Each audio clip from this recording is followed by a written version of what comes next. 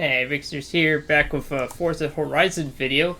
This one, I'm gonna do a Street 2 2009 Chevy Corvette ZR1. Now, I have, off camera, driven this car quite a lot prior to filming and recording said game. So, we'll just go through it real quick here, what to put on here. I generally prefer semi-slicks for the tires. We'll start with that here. They still, to me, feel like the best compromise between maximum traction and grip if you're doing road racing, for this game at least in particular. And of course, you know, they do the usual, the tire widths and stuff for a car making, let's say, a whopping 638 horsepower to start with. Just, you know, max out almost everything. But I'm going to do one thing differently that I usually don't do. I'm going to keep the track width stock. Let me just see if that actually increases handling. No. Well, it does on paper, and in real life it would. But I'm going to actually keep that stock for now. Of course, with the brakes as usual, we put on race springs. Well, upgraded roll bars to reduce a little bit of weight as well. And while weight reduction doesn't need an introduction, you go for the highest you can do for the PI, or max weight reduction. And of course for the clutch, of course you put all that in. And for the race transmission, I'm going to, out of curiosity, actually do a 9-speed instead of 8, just to try something different out. Driveline, of course, is no-brainer, do the maximum you can afford or do. Differential, race, of course, because, you know, I'm going to drive this on the road, not on off-road, at least ideally. And for power, of course, you start with intake and camshaft, as usual. And the exhaust. Oh man, the exhaust in this car is a thunderous, glorious V8 roar. And for supercharger, of course, that increases power by 25.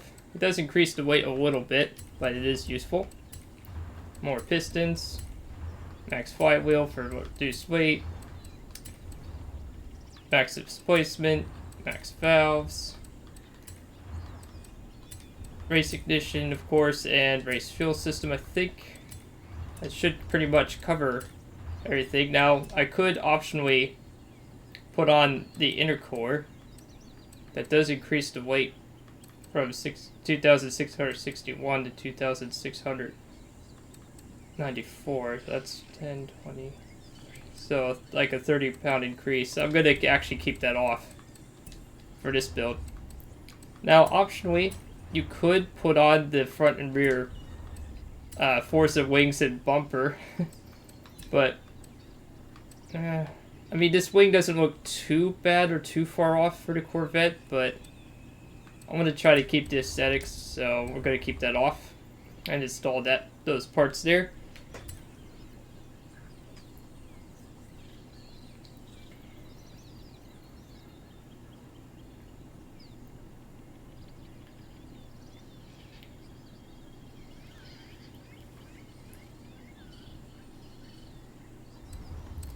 I'll go into custom tuning here.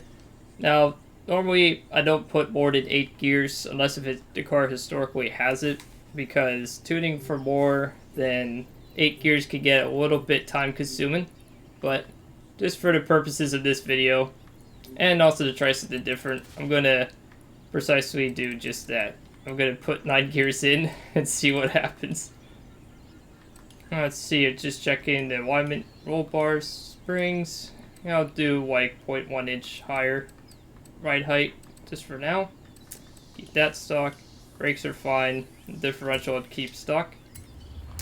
And head out. I mean, you can just leave it here on idle if you listen closely here. It just sounds race car, you know? It just screams it. We're going to do a 1-lap sprint on the Colossus, which is the second longest circuit race you can do without going into custom events. And we'll drive it there for a little bit.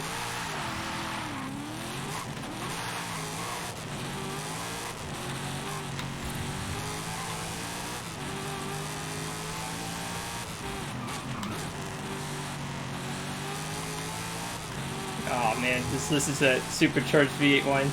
Now, historically, when this car was new, it only had 6-speed manual. And I believe the automatic was 6-speed as well. It could have had an 8-speed, but I'm pretty sure it also was 6 for the automatic. I'll have to double check that. If I find out in the notes, the video description, I'll post a link on there. Well, not necessarily a link, but information about it on that particular subject. Seems like it's less nervous without the intercooler. I've noticed sometimes the race intercooler, even though it increases power, actually really affects the car's handling a lot more than people give it credit for. If you're trying to keep the car more stable, it may actually behoove you not to install that part as well. I've been starting to have second thoughts on the intercooler, because it really does change the car's handling a lot more than it looks on paper. And the track width, I don't really think I really need it.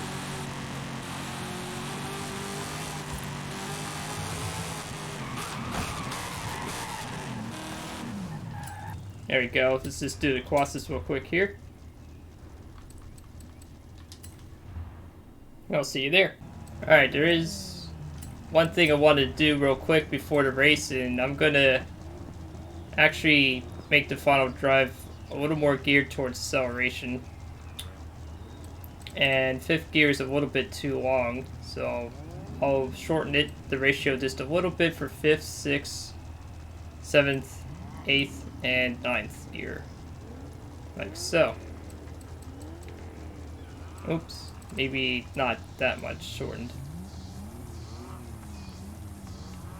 Yeah, let's still at least hit 240 on paper at least.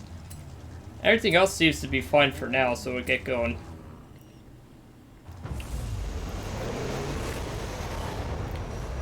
So let's just do an interior shot here. It definitely will break the speedometer on this mid-early 2000s interior. I mean, look at that, I'm almost already breaking it.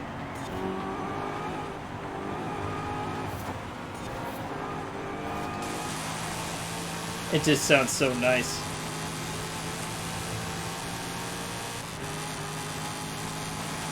I mean, whoever did the recording for this particular family of V8s probably had to wear hearing protection. It's probably the loudest sounding V8 in the game, is this particular family.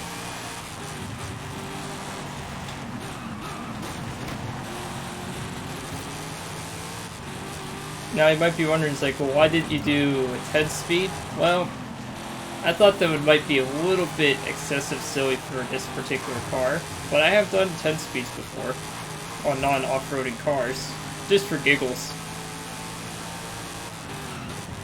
It is a lot of gears to go through, but it really does help with deceleration sometimes when you can just rapid down fire shift. It's really cool to hear.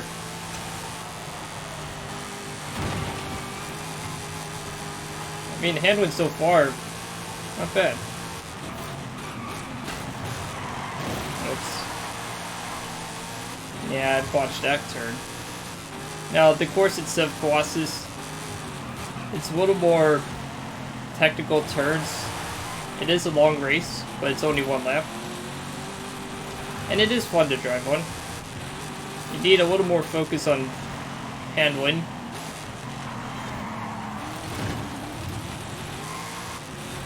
And you just forward through the straights here. And the one nice part about this course is you're not always continuously going high speed. Oh, just listen to that V8, I love it.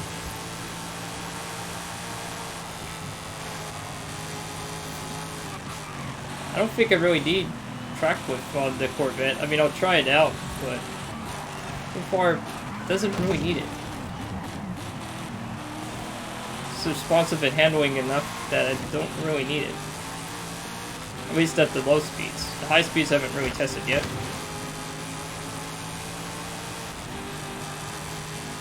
so many gears, you know.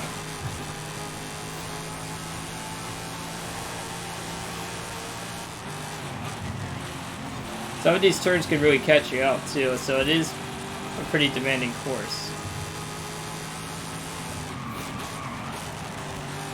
Oh, I mean, how could you not enjoy such thunderous roar from a race V8? It is such a nice engine.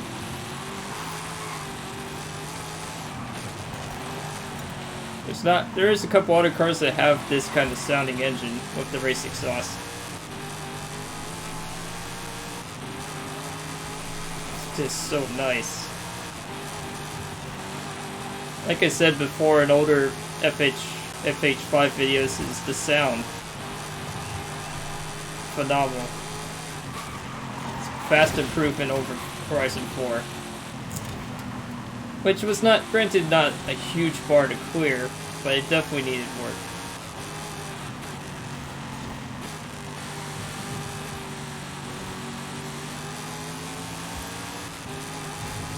And right now, yes, I'm in last place, or near last place, but that's okay. I should catch up to him, hopefully. Would be nice if I could actually finish better than 11th. My goal is to at least finish 5th or higher for this race. I'm not as familiar with this course as the Goliath, but I've driven this course a couple of times.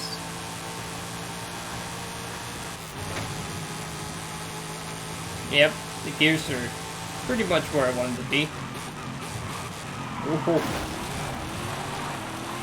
Yeah, that would have been a nasty hit in real life.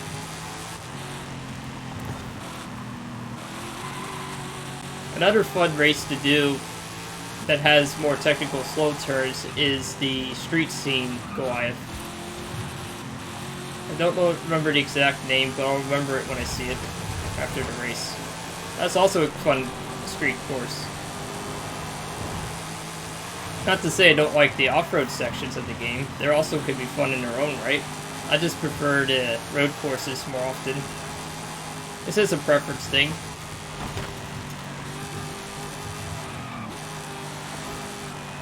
It's just, I just like this more. I've always been more into this kind of race discipline. And if I learned to stop hitting the walls while admiring V8 sounds, that would probably be nice.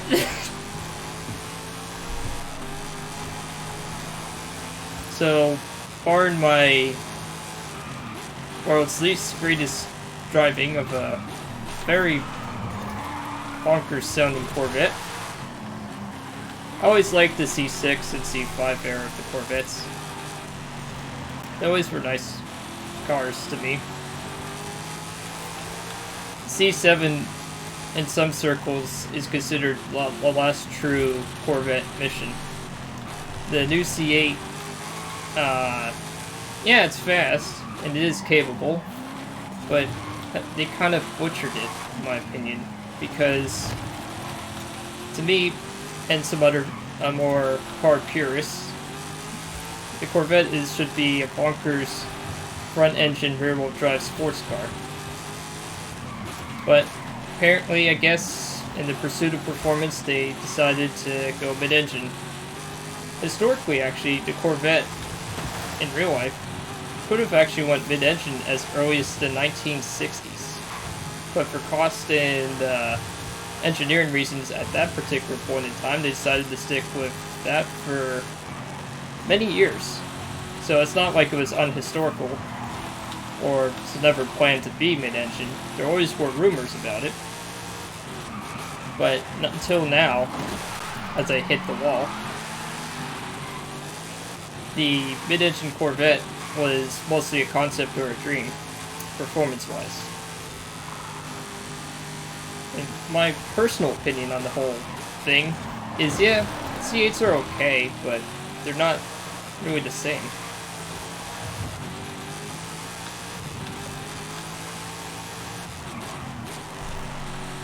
It's like, this course is so... has a lot of complex turns compared to the Goliath at times. So it's harder to get the power down. And it's also lack of course familiarity doesn't help.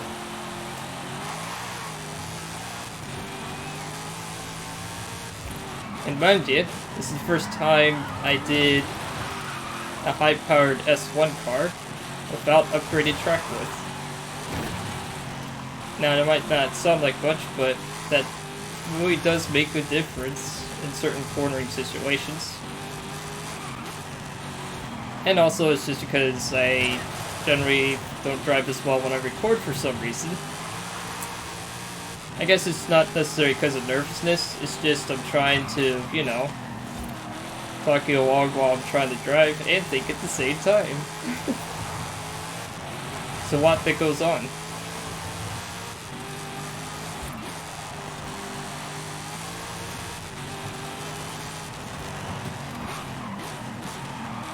There we go. I really do want to not finish 12th if I can help it, though. That would be kind of a bit embarrassing, but it's against bots. Sometimes, you know, when I play this game, I don't always care if I necessarily win, per se, especially if it's co-op or against bots. I always like testing and trying different ideas as I bump into more walls, because why not? And test more ideas and, you know, enjoy the driving experience. I mean, yeah, of course I want to win. And I am trying. It's just, you know, sometimes when you do these builds and ideas, they just don't work. And I think showcasing the game, even when you may not always win, is not necessarily always a popular thing. I get that. I think you can tell me that all day long, you know? But how could you not say no to such a wonderful car? Now, originally, this Corvette ZR1 in real life was about $100,000 US. The Z06, which was one step below this car, which also had, of course, you know, traditional V8 power.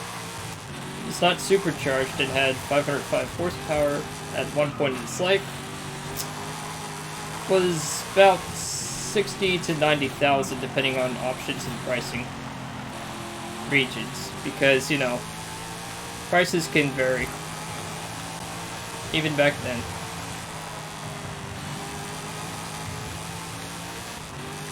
I just love the taillights too of the C6. The traditional circular pattern. The C5 like brought it back, and the C6 kept it. With some tweaks, of course, but kind of kept the same thing.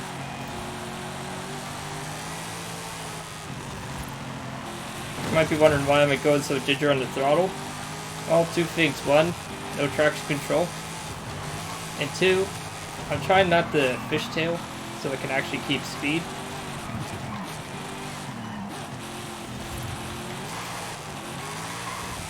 Because if I just floor it on certain turns, you can see the tires, even on semi-slicks with max tire width upgrade, can still occasionally spin out. Just like that.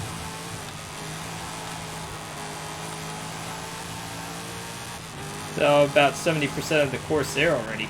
Jimini's. Man, I think actually this race is longer than Goliath, even though it's not as fast as Goliath top speed wise. Length seems to be, at least on paper, seems to be longer.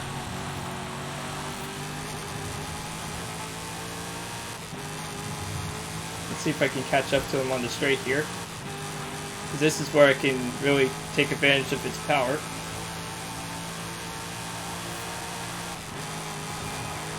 Now I'm in maximum gear here.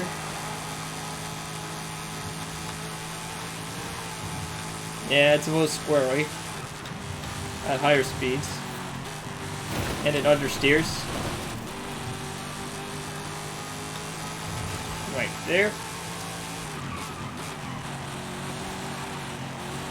Yeah, it really does want to understeer there as well. But now I got it straight again. So this should allow me to catch up to at least, hopefully, 11.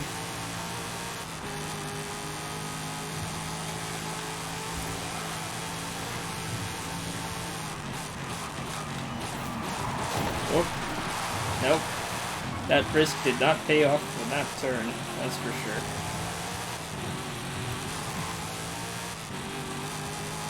I just love driving this car now. This is like my top 10 most favorite sports cars for S1 to drive. Of course, being the first is the Ford GT. I already did a couple videos on that. I still like driving it. I made some interesting discoveries with the roll bars as well. I might actually try that out for the Corvette sometime.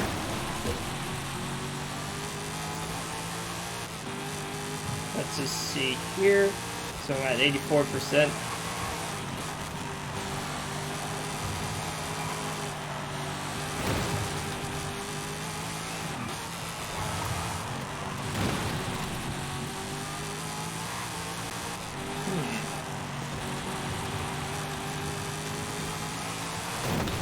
Yep, just keep bonking into those walls, you know. One nice thing about FH5 is it's much less punishing race-wise when you bonk into the wall like sideways like that.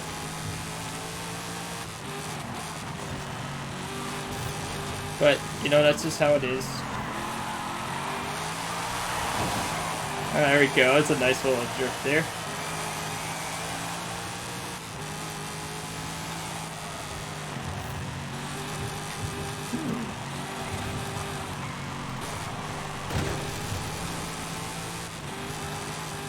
Like, oh my.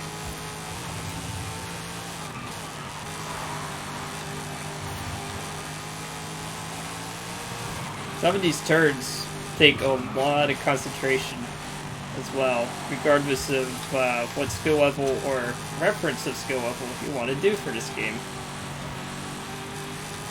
They really do. Catching up. Gosh, it took me almost to the end of the race to actually catch up to the pack.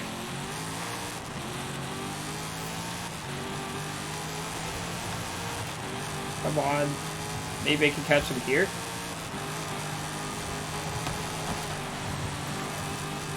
Come on. Oh, might be catching him. Come on. Yes. I'm not going to finish dead last. Yes. Oh. I really risked it for that turn. But finally, they seem to slow down here, which is weird. It's like near the end of the finish line.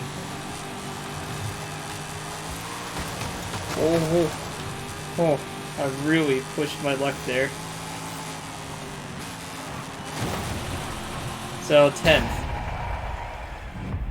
Okay. That works.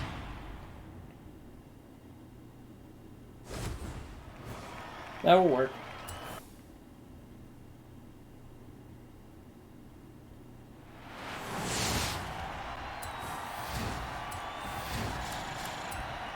And usually will level up when you do this course as well. Oh, 125 grand. Take that.